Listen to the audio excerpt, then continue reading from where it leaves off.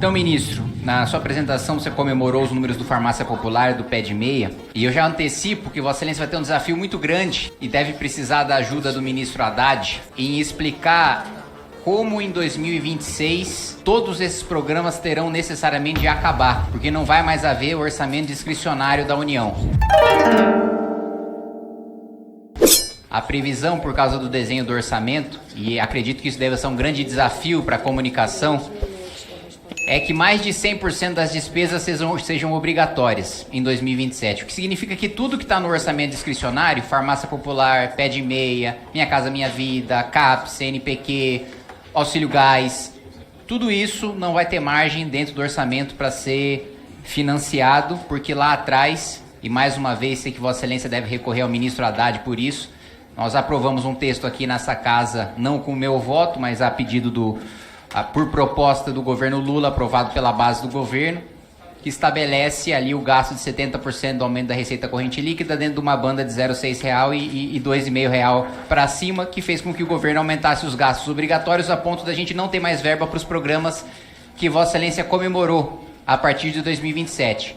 Primeiro, isso tinha sido divulgado numa nota da Consultoria de Orçamento da Câmara e o governo tinha negado que haveria esse colapso. Depois veio, na própria Lei de Diretrizes Orçamentárias, o Ministério do Planejamento assumindo que o colapso vai acontecer. E eu quero questionar também Vossa Excelência, porque foram gastos, e me corrija se eu estiver errado, 54 milhões de reais num contrato sobre combate à desinformação. Mas há imprecisões e há mentiras que são reproduzidas por integrantes do governo em que não se parece ter essa mesma preocupação com o combate à desinformação. A primeira coisa que eu gostaria de falar, é de fazer uma homenagem, um agradecimento ao trabalho da imprensa, né, do jornalismo brasileiro. Que é um jornalismo com independência, com força.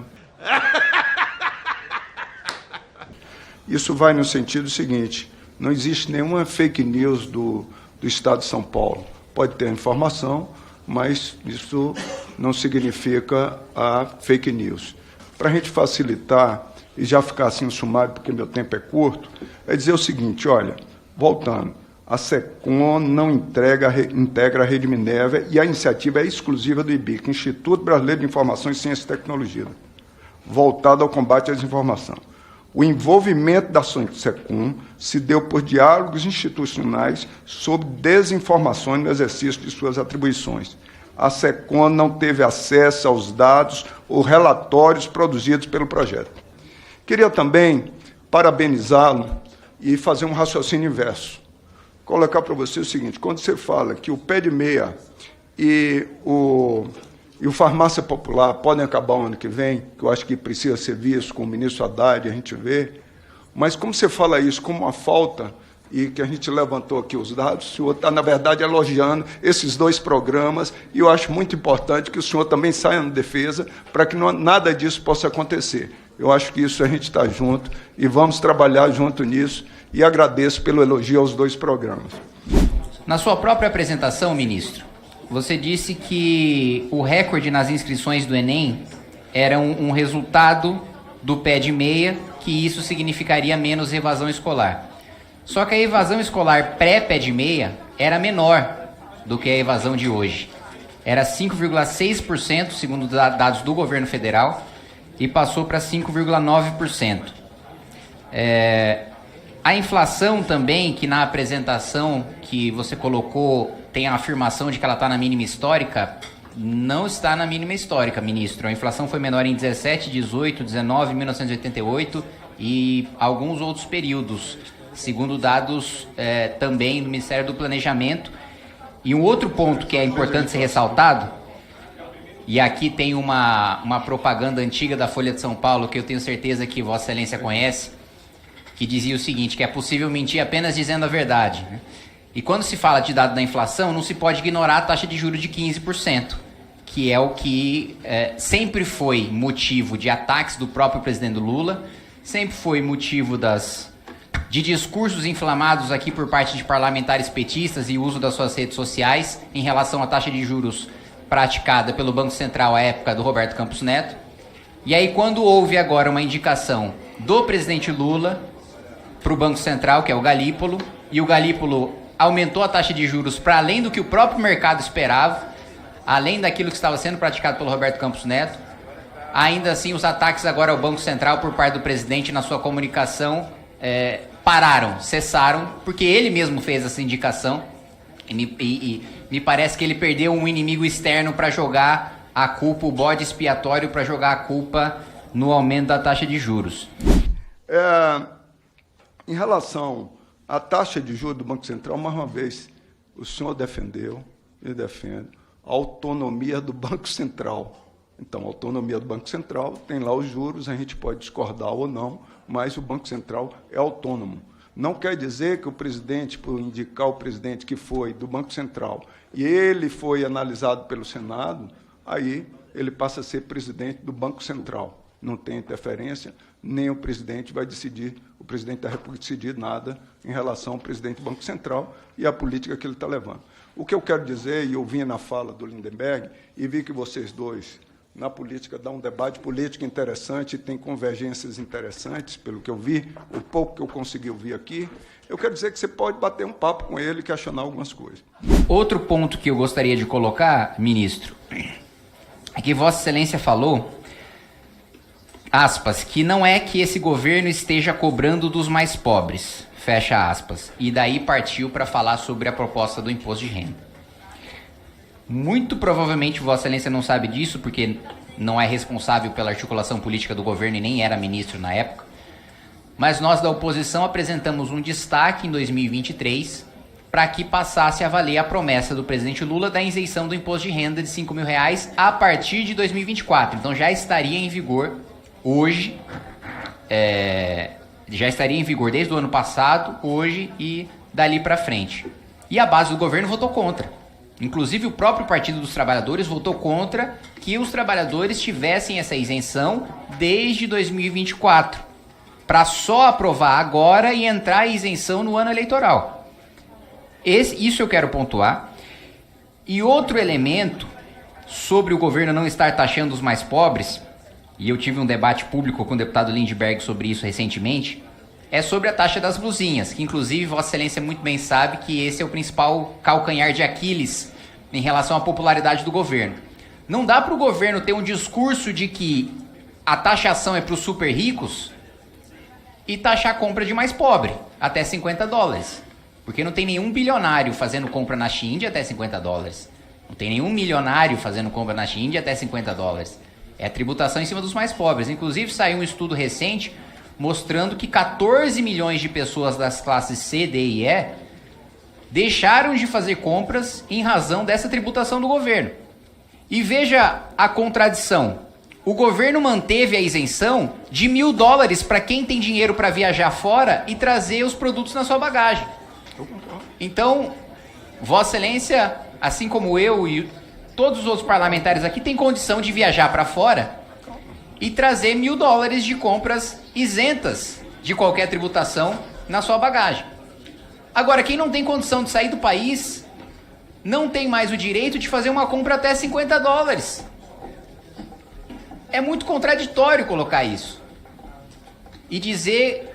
E essa foi uma das primeiras tributações implementadas pelo governo, antes de qualquer tributação sobre mais ricos. Outra discussão que nós tivemos aqui foi sobre o IOF. O discurso em relação ao IOF é de que isso tributaria os mais ricos. Mas os mais ricos têm acesso ao mercado de capitais. As maiores empresas se financiam com o mercado de capitais que tem um custo de investimento muito menor do que o oferecido pelos bancos. Então quem está sendo mais tributado é quem está no simples e que necessita de empréstimo de banco. Seja para o capital de giro da sua empresa, seja para fazer investimento. Então, mais uma vez, e é uma tributação indireta, que sempre, toda tributação indireta é repassada pelo consumidor. Então, mais uma vez, a contradição do discurso do governo de colocar que o alvo são os mais ricos, que o alvo são os bilionários, mas de atingir a classe trabalhadora mais pobre. Primeiro responder ao deputado Kim, que eu acho que ele é um bom político, porque ele veio aqui para uma comissão de comunicação falar mais de política do que de comunicação. Queria também colocar que a inflação que o senhor falou em 2022, Eu queria dizer a Vossa Excelência, que eu peguei aqui, é que o senhor pegou em relação ao mês. A gente tem que analisar o período do ano. Analise o ano e que você vai ver que está certo isso. Nós podemos discutir sobre isso e pegar as informações e botar com precisão. Queria colocar para Vossa Excelência, quando o senhor fala que é errado o governo falar que tem 800, 900 bilhões de isenção fiscal para os super ricos, e que, na verdade, para o agro é cento e tantos, 160, se eu não me engano, bilhões de isenção fiscal. Isso significa que nós temos também um aliado importante que deve diminuir essas isenções fiscais. Então, acho que o Lindenberg poderia aproveitar também e discutir com ele essa luta contra as isenções fiscais que tem aí, que eu acho que essa é uma batalha importante. Outro ponto também, ministro, que aí eu acho que cabe uma bronca para o núcleo de articulação política do governo, que também afeta diretamente os mais pobres.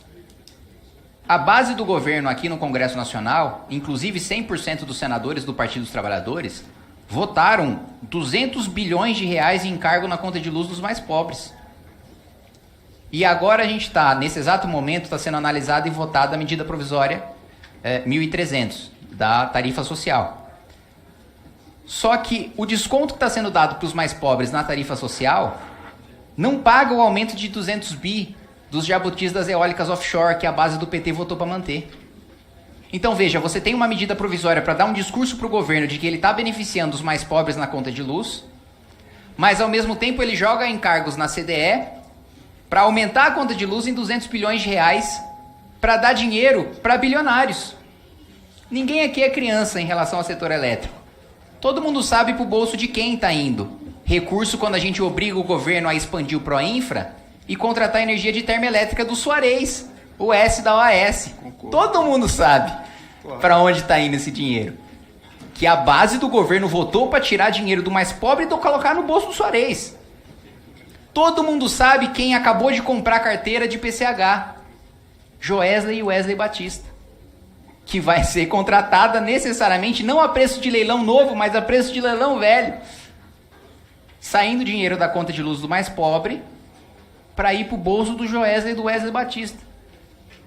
Então veja, e até agora o governo disse que é prioridade, e essa é uma pauta que eu concordo com o governo, né? Eu sempre tive essa posição, os petistas mudaram, porque foram eles que criaram os benefícios bilionários de privilégios tributários para os mais ricos. Quando o Lula 1 assume, esses privilégios tributários, ministros, estavam em cerca de 3%.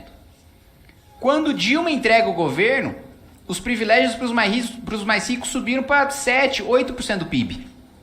Agora o governo e o Haddad diz, não, vamos acabar com os privilégios tributários para os mais ricos. E eu estou junto nessa pauta. Eu estou contra a mentira da comunicação do Ministério da Fazenda de que são 800 bi para os mais ricos. Porque nesses 800 bi ele está colocando a maior renúncia, que é o simples, não são os mais ricos. Ele está colocando dedução de imposto de renda para saúde e educação, não são os mais ricos. Ele está colocando a isenção para entidades assistenciais, é gente que faz caridade, que supre o papel que o Estado deveria cumprir. E ele está colocando os 800 bi na conta dos mais ricos. Nos mais ricos, de fato, nós temos de 150 a 200 bi. Antes de tirar privilégio tributário dos mais ricos, o governo aprovou a taxa das blusinhas e até agora nada da gente votar e nada de ser colocado como prioridade do governo, como está no discurso. E veja, a realidade de prioridade política que eu vejo aqui nesse parlamento é muito diferente da prioridade de comunicação do governo. O outro aspecto que eu gostaria de colocar, que ele fala assim, também que é da política, eu não posso fazer como comunicação. A taxa das blusinhas tem também, e o maior percentual, inclusive, vai para os estados. Acho que teve na época, e foi aprovado aqui no Congresso, essa taxa das blusinhas, e acho que o seu raciocínio, que como uma pessoa de classe média toda tem isenção de $1.000, está corretíssimo. Acho que é uma outra discussão, uma outra conversa entre vocês dois. Acho que pode puxar isso e analisar, mas a taxa das blusinhas também tem um comércio que levanta a disputa quanto isso. Não sou eu que vou dar opinião política, eu vou dar opinião sobre a comunicação. E acho importante que a gente comunique, e o posicionamento do governo é um posicionamento muito claro, é taxar os super ricos que pagam 2%, 4% e não querem pagar 10% de imposto. Então, acho que também a gente tem mais um aliado nessa luta, que é Vossa Excelência. contamos também com isso, estaremos juntos em relação a esse aspecto. Porque o governo prioriza esses temas na comunicação como se politicamente ele estivesse trabalhando para acontecer aqui. E até agora nada desse projeto de acabar com o privilégio para o bilionário que recebe dinheiro de imposto do mais pobre no consumo. E não só isso. Os privilégios são de 150 a 200 bi. A proposta de corte do governo é de 15. Vamos aproveitar que a gente já vai enfrentar interesse de gente poderosa e cortar tudo. Então, ministro, eu queria questionar sobre essas contradições, essas imprecisões na apresentação de Vossa Excelência, no discurso do governo e na atuação política aqui dentro da Câmara dos Deputados.